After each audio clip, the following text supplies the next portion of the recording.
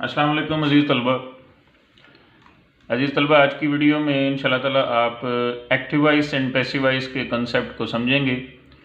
और मैंने अपनी इस वीडियो में सिर्फ जल्दी जल्दी वीडियो ख़त्म करने के लिए चंद मिसालों का सहारा नहीं लिया है, बल्कि मैंने कोशिश की है कि मैं एक्टिव और पैसिव वॉइस के कंसेप्ट को प्रॉपर आप लोगों को समझाऊं। और कोशिश यही है कि आप लोग इन वीडियोस के बाद एक्टिव एंड पैसिव वॉइस खुद से बनाने के काबिल हो जाएं। मेरे दोस्तों, बहुत ही ये टेक्निकल किस्म का सब्जेक्ट है, बहुत ही टेक्निकल किस्म का ये टॉपिक है। ठीक है कि ये डायरेक्ट इनडायरेक्ट के मुकाबले में बहुत ही सिंपल है, लेकिन इसके अंदर भी बहुत सारी टेक्निकलिटीज़ आ जाती हैं, जिनमें से बहुत सारी टेक्निकलिटीज़ का अहाता तो मैंने इंशाल्लाह अपनी वीडियोज़ में करना है। बाकी अगर कोई रह जाए तो अब मिस्टर परफेक्ट तो कोई भी नहीं हो सकता, फिर कोई ना कोई कमी तो रह जाती है। लेकिन फिर भी कोशिश पूरी है कि इन वीडियोस के ज़रिए आपको एक्टिव एंड पैसिव वॉइस का प्रॉपर कंसेप्ट मैं कन्वे कर दूं। तो चलते हैं जनाब वीडियो की तरफ। प्यारे दोस्तों, सबसे पहले मैं आपको प्रॉपर कंसेप्ट समझाऊंगा और उसके बाद मैं इंशाल्लाह फिर मिसालों के ज़रिए समझाऊंगा और आपको बताऊंगा कि टेंसेस के अलावा और किस किस चीज़ का आप एक्टिव से पैसिव वॉइस बना सकते हैं। कंसेप्ट वाइज इंशाल्लाह ये साथ साथ चलता जाएगा। तो मैं इस सिलसिले में इंशाल्लाह ताला मज़ीद वीडियो बनाने का भी इरादा रखता हूं, क्योंकि एक ही वीडियो में मैं सारा कुछ कवर नहीं कर सकता। तो जितना कुछ कर सका आज की वीडियो में कवर कर रहा हूं, बाकी इंशाल्लाह ताला अपनी आइंदा आने वाली वीडियोस में कवर करूंगा। तो सबसे पहले जनाब, आपको अगर एक्टिव एंड पैसिव वॉइस समझने हैं तो उसके एसेंशियल इंग्रेडिएंट्स क्या हैं, यानी क्या चीज़ें आपको ऑलरेडी आनी चाहिए एक्टिव और पैसिव का कंसेप्ट प्रॉपर समझने के लिए। ऑलरेडी आपको क्या क्या चीज़ें आनी चाहिए, किन किन चीज़ों की ऑलरेडी आपको नॉलेज होनी चाहिए। देखें ज़रा, आपको पता होना चाहिए सब्जेक्ट क्या है, वर्ब क्या है, ऑब्जेक्ट क्या है विद राइट ऑर्डर, और इनकी तरतीब क्या है। जुमले में सब्जेक्ट वर्ब और ऑब्जेक्ट किधर किधर होते हैं ये आपको पता होना चाहिए। सेंटेंस विद इट्स काइंड्स, आपको जुमले इंग्लिश जुमला और उसकी इकसाम का पता होना चाहिए। ट्रांजिटिव एंड इनट्रांजिटिव वर्ब्स का आपको पता होना चाहिए। Third forms of major verbs आपको आनी चाहिए। कम से कम जो मेजर वर्ब्स हैं इंग्लिश ज़ुबान में, उनकी तीसरी फॉर्म तो आपको आनी ही चाहिए। Forms of the personal pronouns आपको आनी चाहिए। आपको जनाब टेंसेस भी आने चाहिए, तभी आप एक्टिव वॉइस को पैसिव वॉइस में कन्वर्ट कर सकते हैं। लेकिन प्यारे दोस्तों, घबराने की ज़रूरत नहीं है। आप कहेंगे कि जी इनमें से तो कोई भी चीज़ हमें नहीं आती है, या चंद एक हमें आती हैं और बाकी नहीं आती हैं, तो घबराने की ज़रूरत नहीं है। मैं साथ साथ एक कंसेप्ट पेज भी बना चुका हूं और आपको साथ साथ ये सारी चीज़ें भी समझाता जाऊंगा। अब प्यारे दोस्तों, हम ये देख लेते हैं कि इंग्लिश ज़ुबान की कौन कौन सी चीज़ों का पैसिव वॉइस बनता है। अभी आगे जाके ज़ाहिर है मैंने बताना है एक्टिव वॉइस क्या होता है, पैसिव वॉइस क्या होता है, इनकी प्रॉपर डेफिनेशंस विद एग्जांपल्स। तो आप परेशान ना हो, इंशाल्लाह प्रॉपर इस पे काम है। कहते हैं कि following can be converted into passive voice form. ये जो चीज़ें जो दी हैं इनको आप पैसिव वॉइस फॉर्म में चेंज कर सकते हैं। टेंसेस को, इम्पेरेटिव सेंटेंसेस को, ऑप्टेटिव सेंटेंसेस को, एक्सक्लेमेटरी सेंटेंसेस को, इन्फिनिटिव्स को, क्लॉज को, ऑब्जेक्ट कॉम्प्लीमेंट को, सम स्पेशल वर्ब या केसेस को। तो हमें जो ज़्यादातर पढ़ाए जाते हैं, जो ज़्यादातर मशहूर हैं, जो ज़्यादातर एग्ज़ाम्स में आते हैं, वो हैं सिर्फ टेंसेस के passive voice, active and passive voice. लेकिन मैं इंशाल्लाह ताला बाकी भी चीज़ों का अहाता अपनी वीडियोस के ज़रिए से करूँगा। आज की वीडियो में खैर मैंने टेंसेस के पैसिव वॉइस बनाने का आगाज़ तो कर दिया है। जी जनाब, अब हम आते हैं कॉन्सेप्ट की तरफ। एक्टिव एंड पैसिव वॉइस होता क्या है, एक एक करके ही आपको चीज़ें समझाऊँगा और एक एक करके इंशाल्लाह आप प्रॉपर समझ भी जाएंगे। तो जनाब, सबसे पहले तो लफ्ज़ है एक्टिव, इसका मतलब है चुस्त। उसके बाद है पैसिव, इसका मतलब है सुस्त। उसके बाद लफ्ज़ है वॉइस, इसका मतलब वैसे तो होता है आवाज़, लेकिन जब आप इंग्लिश लैंग्वेज में जाते हैं तो वॉइस की डेफिनेशन ये बनती है,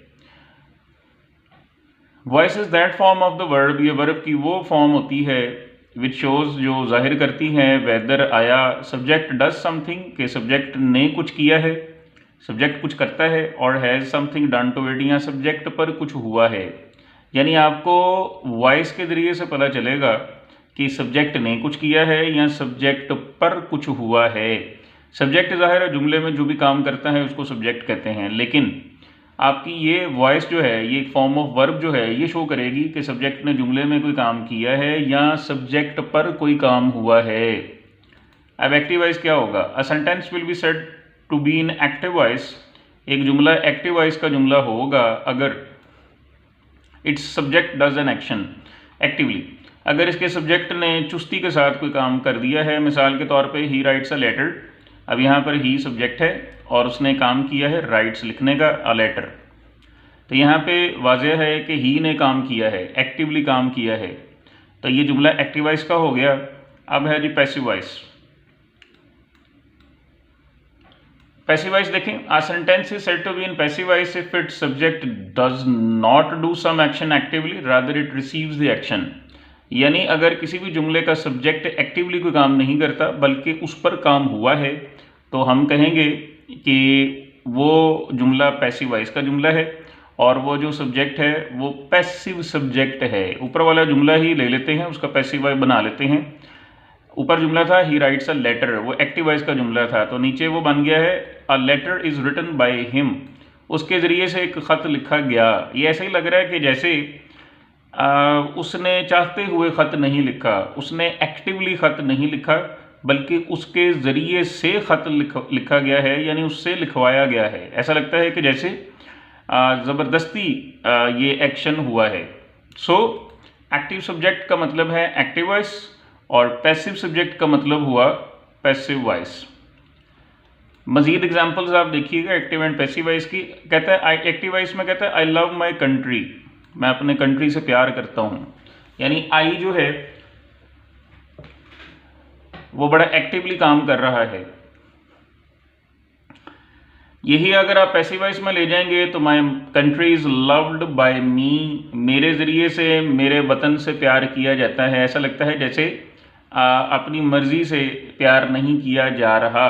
शी ईट्स एन एप्पल, वो एक सेब खाती है। An apple is eaten by her, एक सेब उसके ज़रिए खाया गया, खाया जाता है। हु डिड दिस, ये किसने किया? By whom was this done, ये किसके ज़रिए हुआ? आप ज़रा फ़र्क देखते जाएं कि वहाँ पर वो एक्टिवली काम है या नहीं है और यहाँ पर पैसिवली है या नहीं है। द कैट, जी जुमला ज़रा नीचे है। The cat chased the rat, बिल्ली ने चूहे का ताकुब किया, बिल्ली चूहे के पीछे गई। तो यहाँ पर देखें पैसिव वॉइस है the rat was chased by the cat, चूहे का बिल्ली के जरिए ताकुब किया गया। नेक्स्ट देखें, the police have arrested the thief has been arrested by the police. अच्छा, अब यहाँ पर देखें प्यारे दोस्तों, मैंने एक जो जुमला है ऊपर से मिसालों से लिया है और उसकी चीज़ें अलग अलग करनी है। शी ईट्स एन एप्पल, वो एक सेब खाती है। अब यहाँ पर देखें शी सब्जेक्ट है, वर्ब की पहली फॉर्म विद एस जो है ईट्स, वो वर्ब की पहली फॉर्म है जी ईट्स जो है, और उसके साथ एस लगा हुआ है। क्यों लगा हुआ है ये हम आगे देखेंगे, क्योंकि ये प्रेजेंट इंडेफिनिट टेंस का जुमला है और जब भी सब्जेक्ट ही शी इट होता है तो वर्ब की पहली फॉर्म के साथ एस लगता है। अच्छा, और यहाँ पर जो एन एप्पल है वो ऑब्जेक्ट है।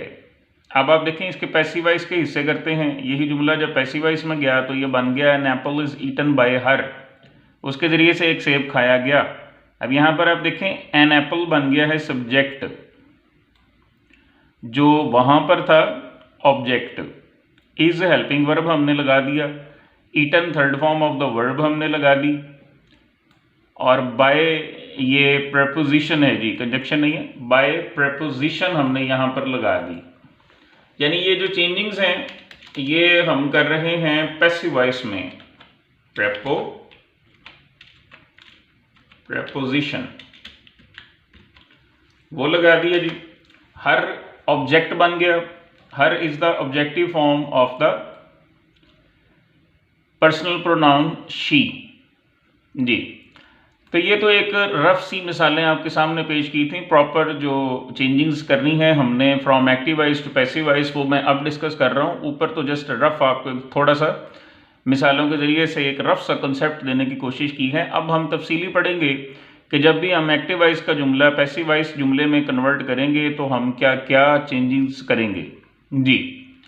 तो नंबर 1 चेंज लिखी है जनाब के subject of active voice will become object of passive voice. Subjective voice active voice का जो सब्जेक्ट होगा वो पैसिव वॉइस में ऑब्जेक्ट का रोल अदा करेगा, वो पैसिव वॉइस में ऑब्जेक्ट बन जाएगा इन इट्स ऑब्जेक्टिव फॉर्म, और उसकी जो फॉर्म होगी वो भी ऑब्जेक्टिव फॉर्म हो जाएगी। मैं अभी बताता हूँ ऑब्जेक्टिव फॉर्म्स क्या होती हैं। Object of active voice will become subject of passive voice. इसी तरह जो एक्टिव वॉइस का ऑब्जेक्ट होगा वो पैसिव वॉइस का सब्जेक्ट बन जाएगा इन इट्स सब्जेक्टिव फॉर्म, और उसकी सब्जेक्टिव फॉर्म ही इस्तेमाल होगी। अभी मैं आपको सारा कंसेप्ट बताऊंगा कि ये कैसे है। Helping verb is used according to the tense of the sentence before third form of the verb. Verb की तीसरी फॉर्म से पहले आप टेंस के मुताबिक हेल्पिंग वर्ब इस्तेमाल करेंगे। Only third form of the verb is used in passive voice. Passive voice में सिर्फ वर्ब की थर्ड फॉर्म ही इस्तेमाल होती है। याद रहे एक्टिव वॉइस में पहली, दूसरी, तीसरी, चौथी, पांचवी फॉर्म्स तक भी इस्तेमाल हो सकती हैं। आप हैरान ना हो कि हमने तो आज तक सुनी नहीं है चौथी और पांचवी फॉर्म। देखें, चौथी फॉर्म वो है फर्स्ट फॉर्म है वर्ब की फर्स्ट फॉर्म विद आईएनजी, और पांचवी फॉर्म क्या होती है कि आप वर्ब की पहली फॉर्म के साथ एस या ईएस का इजाफा करते हैं। खैर, coming back to the topic, by is used before the object of the passive voice. Passive voice के ऑब्जेक्ट से पहले आप बाय इस्तेमाल करते हैं। After doing all necessary changes, तमाम ज़रूरी चेंजेस करने के बाद जो मैंने ऊपर आपको बताई हैं। If some part of the sentence still remains unchange, अगर कोई जुमले का हिस्सा अभी भी चेंज नहीं हुआ, place it at the end of the passive voice sentence, तो इसको पैसिव वॉइस सेंटेंस के आखिर पर वैसे का वैसे ही लिख दें। अब जनाब जो ऊपर मैंने चीज़ें आपको बताई हैं वो हम एक मिसाल के ज़रिए देखते हैं। देखें, सबसे पहले जुमला है एक्टिव वॉइस का। जुमला क्या है ज़रा देखें, ही क्रॉसेस द रोड नर्वसली, वो बड़ी परेशानी के साथ रोड क्रॉस करता है। अब इस जुमले में आप देखें, ही सब्जेक्ट है, क्रॉसेस वर्ब है, दी रोड ऑब्जेक्ट है, क्योंकि इस पे काम हो रहा है ना, इसको क्रॉस किया जा रहा है। नर्वसली परेशानी के साथ ये जुमले का बाकी का हिस्सा है। Remaining part of the sentence, ये जुमले का बाकी का हिस्सा है जी। तो ही सब्जेक्ट है, क्रॉसेस वर्ब है, दी रोड ऑब्जेक्ट है, नर्वसली ये जुमले का बाकी का हिस्सा है।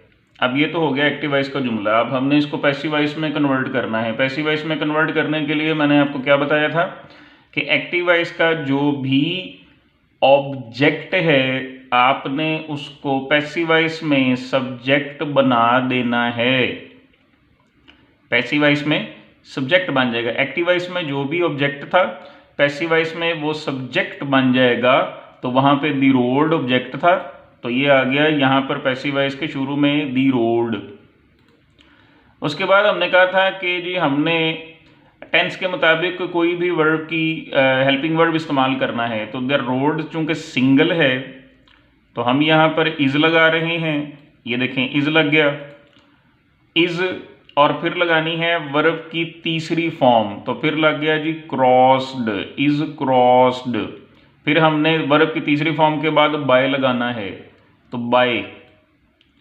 और फिर हमने जो एक्टिव वॉइस में सब्जेक्ट था उसको यहाँ पर ऑब्जेक्ट एंड पे लगाना होता है और उसकी ऑब्जेक्टिव फॉर्म में लगाना होता है। यानी हम ही को पकड़ के यहाँ पर ही नहीं लिख सकते, हमने उसकी ऑब्जेक्टिव फॉर्म इस्तेमाल करनी है, वो फॉर्म के जिस फॉर्म में उस पर काम होता है। तो यहाँ पर देखें, ही को बनाना है ऑब्जेक्ट पैसिव वॉइस में, तो हम उसकी ऑब्जेक्टिव फॉर्म इस्तेमाल करेंगे और वो फॉर्म है हिम।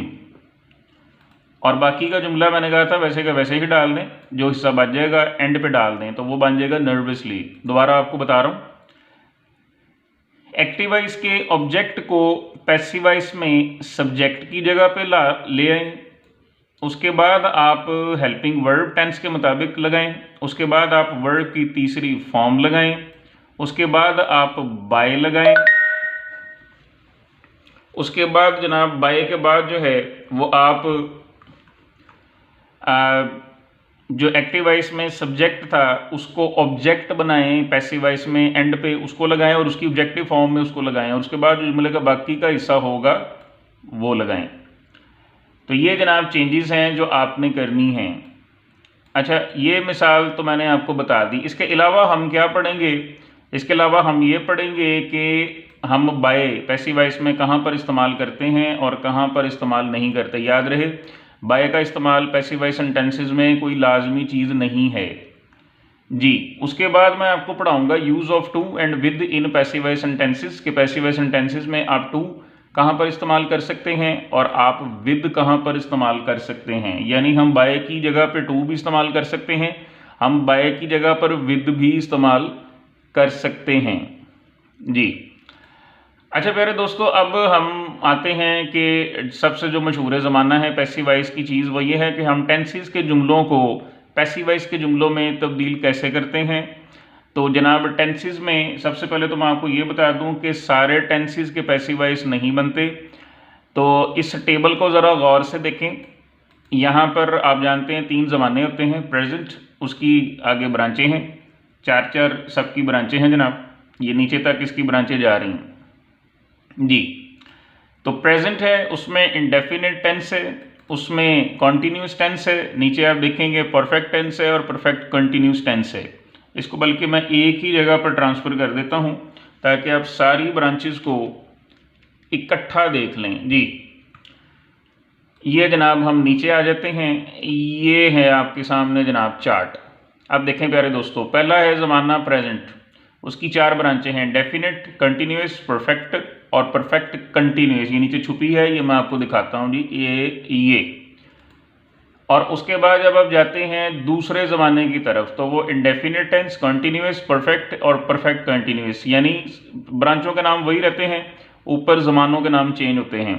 फ्यूचर में भी वही है, इंडेफिनिट टेंस है, कंटिन्यूस टेंस है, परफेक्ट टेंस है, परफेक्ट कंटिन्यूस टेंस है। अब इनमें किस किस का पैसिव वॉइस नहीं बन सकता? इन चारों का, जिनको मैंने येलो किया हुआ है। कंटिन्यूस टेंस फ्यूचर का, और जो बाकी तीनों ज़माने हैं उनके आखिरी जो ब्रांचें हैं उन ब्रांचेस के पैसिव वॉइस नहीं बनते जी। ये हो गया वाज़ेह कि जी सबके पैसिव वॉइस नहीं बनते, सिर्फ जो बाकी के 8 हैं उनके बनते हैं। अब किस किस का नहीं बनता? फ्यूचर कॉन्टीन्यूस का पैसिव वॉइस नहीं बनता, प्रेजेंट का परफेक्ट कंटिन्यूस टेंस जो है, प्रेजेंट परफेक्ट कंटिन्यूस टेंस, उसका नहीं बनता, पास्ट परफेक्ट कंटिन्यूस टेंस का नहीं बनता, फ्यूचर परफेक्ट कंटिन्यूस टेंस का भी पैसिव वॉइस नहीं बनता। तो अब हम चलते हैं पहले ज़माने present perfect continuous present indefinite tense की तरफ चलते हैं। और प्रेजेंट इंडेफिनिट टेंस में मैं आपको बताता जाता हूँ कि एक्टिव वॉइस का जुमला कौन सा होगा और पैसिव वॉइस का जुमला उसमें कौन सा होगा। मैंने प्रेजेंट का पहला जो टेंस है, पहली जो ब्रांच है वो आज शुरू करनी है। आज सिर्फ पहली ब्रांच ही डिस्कस करूँगा क्योंकि वीडियो ज़्यादा लंबी नहीं करनी, और फिर नेक्स्ट इंशाल्लाह वीडियोस में मैं बाकी की ब्रांचेस भी प्रॉपर डिस्कस करूँगा। अच्छा प्यारे दोस्तों, अब आपके सामने प्रेजेंट इंडेफिनिट टेंस के एक तरफ एक्टिव वॉइस के जुमले हैं और एक तरफ पैसिव वॉइस के जुमले हैं। हम एक एक जुमले को इंशाल्लाह कन्वर्ट करेंगे। तो पहले सादा जुमले, ही राइट्स अ लेटर, सादा जुमला है, वो ख़त लिखता है। तो यहाँ पे है a letter is written by him, she writes a letter is written by her. आपने नज़र रखनी है ही और पैसिव वॉइस में नज़र रखनी है हिम, यानी ये इसकी ऑब्जेक्टिव फॉर्म है। यहाँ पे ही सब्जेक्ट के तौर पे काम करता है, वहाँ पर हिम ऑब्जेक्ट के तौर पे काम करता है। ये ही की ही ऑब्जेक्टिव फॉर्म है क्योंकि यहाँ पे ये सब्जेक्ट था तो सब्जेक्टिव फॉर्म, वहाँ पर ऑब्जेक्ट है objective form. She writes a letter, वो ख़त लिखती है, a letter is written by her, she की objective form her. Amjad writes a letter, Amjad ख़त लिखता है, a letter is written by Amjad, Amjad की ऑब्जेक्टिव फॉर्म भी अमजद ही होगी। आई राइट अ लेटर, मैं ख़त लिखता हूँ। अब चूँकि आई है और ये वर्ब की पहली फॉर्म है राइट, आई के साथ वर्ब की पहली फॉर्म होती है तो उसके साथ ऐसे यस नहीं लगता, तो ये होगा a letter is written by me, I की ऑब्जेक्टिव फॉर्म है me. We write a letter, हम एक ख़त लिखते हैं, letter is written by us, we की ऑब्जेक्टिव फॉर्म है अस जी। नेक्स्ट देखें, you write a letter is written by you, यानी यू की ऑब्जेक्टिव फॉर्म भी you. They write a letter, a letter is written by them, they की objective form them. Amjad and Aslam write a letter is written by Amjad and Aslam, नामों की objective form नाम ही होते हैं। Negative sentences की तरफ चलते हैं।